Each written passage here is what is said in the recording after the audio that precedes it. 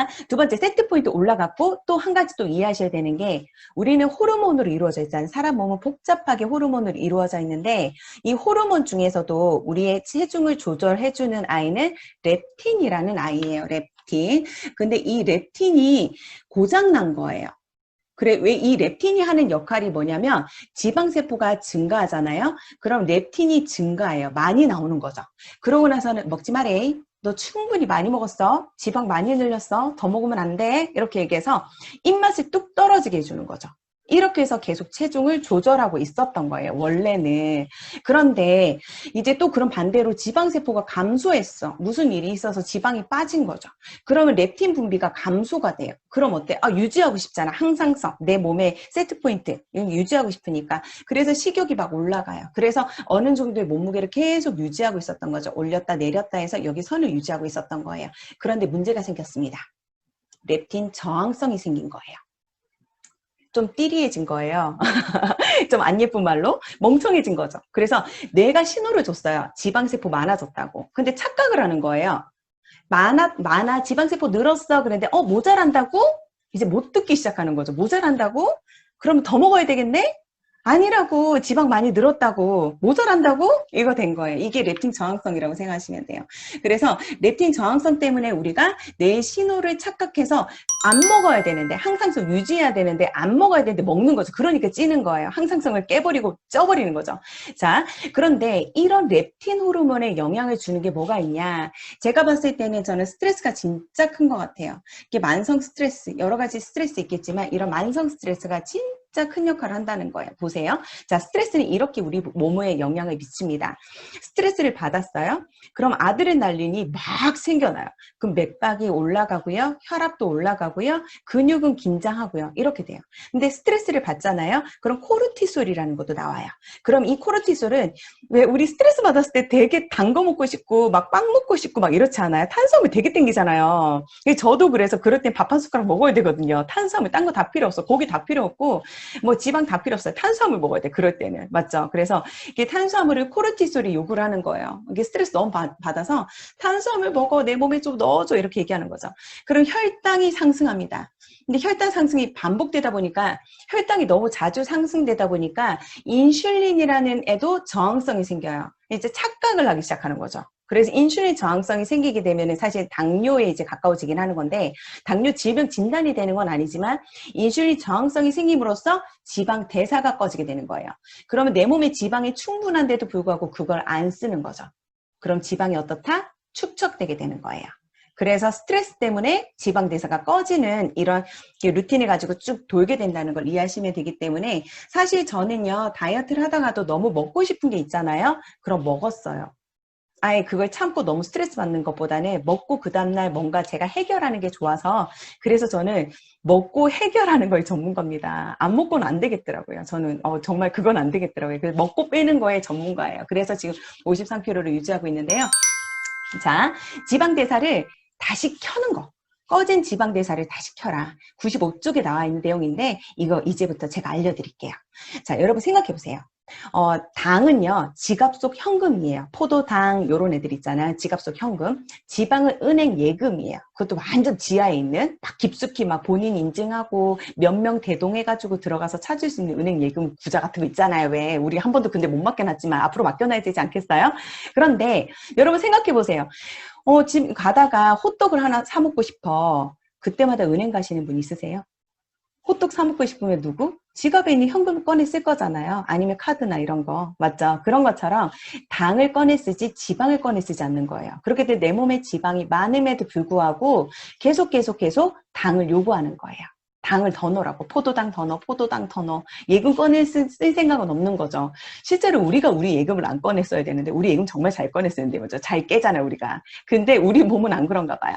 그래서 이 당을 안 쓰고 지방을 쓰기 위해서는 어떻게 해야 되냐면요. 일정 기간 동안 탄수화물 섭취를 제한을 해야 돼요. 그래서 우리는 어떻게 할 거냐면 너무너무 중요합니다. 이거는 정말 철저히 지켜주셔야 돼요. 72시간, 더도 덜도 말고 72시간 단식을 해주셔야 돼요. 그렇지만 우리의 단식은 별로 어렵지 않은 게 뭐 때문에? 프로틴을 먹으면서 단식을 하잖아요. 그래서 생각 외로 3일 동안 단식할 동안 그렇게 죽을 듯이 배고프거나 그렇지 않아요. 오히려 4시에 프로틴 간식을 드시면 할만합니다, 사실. 그죠? 괜찮지 않던가요? 네, 그런데 그게 왜 좋으냐면 이게 노벨상 받았죠. 72시간 단식을 시켜봤더니만 오토파지라는 게 딱 생겨가지고 내 몸 안에 있는 찌꺼기를 잡아먹기 시작하더라는 거예요. 살려고. 밖에서 안 넣어주니까, 당을 안 넣어주니까 뭘 잡아먹어야 되는데 나쁜 걸 잡아먹더라는 거예요. 좋은 걸 잡아먹지 않고 나쁜 걸. 그러면서 건강해지더라는 거예요. 그러면서 이제 암 환자들한테도 72시간 단식을 시켰더니 막 건강해지고 암이 좋아지고 막 이러더라는 거예요. 그러면서 우리가 진짜 다이어트에서 핵심인 지방대사가 원래는 합성 모드였는데 분해 모드로 바뀌게 되는 거예요. 이게 포인트예요. 그렇기 때문에 스위치온 다이어트를 하시면서 나는 3일 다이어트를 못하는데 3일 단식을 못하겠다 하면은 스위치온 다이어트를 넣으시면 안 되세요. 절대. 3일 단식을 꼭 맘먹고 시작하셔야 되는 거세요. 그러고 나서 이 단백질이 핵심이잖아요. 사실 스위치온 다이어트에서는. 왜냐면 단백질을 먹어야지만 우리가 지방을 빼는 동안 근육이 빠지지 않거든요. 지방과 함께 근육을 같이 빼버리면 요요가 와버려요. 맞죠? 살찌는 몸이 돼버리니까. 그래서 다이어트 기간 동안 근육 손실을 있으면 체중은 줄지 몰라도 살찌는 몸이기 때문에 의미가 없어요. 그럼 계속 굶어야 돼요. 평생. 인스타 한번 보세요. 막 완전 초저열량식 하는 사람들이 몇 달을 그렇게 하다가 다이어트 바이하고는 사라져 버리잖아요. 유지 불가능한 다이어트인 거라는 거죠. 너무 초저열량식은. 그런데 우리 다이어트는 가능한 이유가 단백질을 먹기 때문에 가능하다는 거예요. 그리고 여기서 기억하셔야 되는 게 다이어트 기간 동안은요. 평소보다는 더 많은 단백질을 드셔주셔야 돼요. 많이 드실수록 좋아요. 그러니까 상황이 허락되는 만큼. 그리고 단백질 보충제를요 식사처럼 생각하시면 되세요. 그래서 그렇게 식사처럼 생각하고 3일 지나고 나서도 3번 단백질 드시고 한 끼 일반식 하시고 이런 식으로 하시면 너무 좋으실 것 같으세요. 그렇게 이제 저희 진행하거든요. 그러고 나서 이게 진짜 중요한데 제가 조만간 이제 숙면 얘기도 한번 해보고 싶은데요. 제가 다이어트를 하면서 참 어려웠던 게 숙면이에요. 저는 잠자는 시간이 왜 그렇게 아까운지 너무 놀고 싶고 하고 싶은 일이 너무 많아요. 근데 숙면을 해야 렙틴 저항성이 개선이 돼요.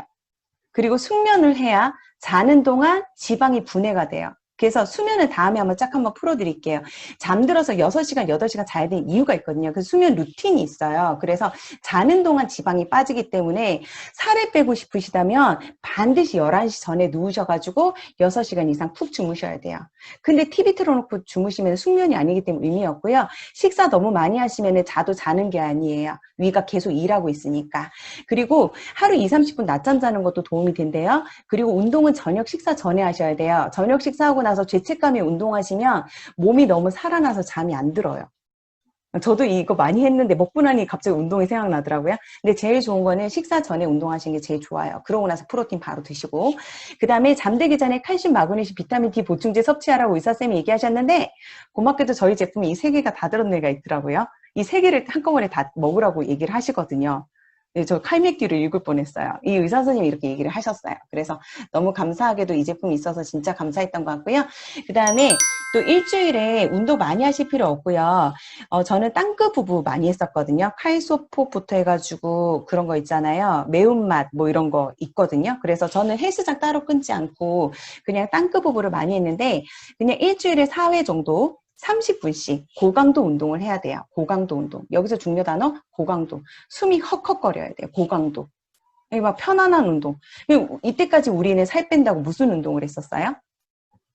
유산소 하셨잖아요. 아침에 공복 유산소 중요하다고. 진짜 중요는 해요, 사실은. 이 스위치온 다이어트도 간헐적 단식이 필요하기 때문에 정말 필요하긴 하지만 문제는 이 운동을 하는 동안 어떤 일이 생기냐면 우리가 고강도 운동을 해야지만 근육에 파열이 생겨요. 이렇게 파열이 생겨요, 근육에. 그러니까 근육이 놀래서 찢어지는 거죠. 그럴 때 우리가 어떻게 하냐면 여기서 단백질을 먹는 거야. 그럼 이 단백질이 이 찢어진 부분을 채우거든요. 그러면서 근육이 늘어나는 거예요. 근육 늘어나는 원리 이해되시죠? 그러니까 한번 찍고 넣고를 하셔야 되는데 찍기만 하고 안 넣으면 그냥 근육이 흐물흐물해지겠죠? 그래서 유산소 오랫동안 하신 분들이 근육이 참 없잖아. 인바디 재보면. 그래서 반드시 고강도 운동을 하시고 30분 내에 단백질을 반드시 드셔주셔야지만 근육이 보강이 돼요. 이해되시죠? 그래서 찢고 채우고로 생각하시면 되시기 때문에 그렇게 해주시면 너무 좋을 것 같고요. 나 많이 먹어서 살찐 건데 영양 과잉인데 영양제까지 먹으란 말이야? 이렇게 얘기하시더라고요.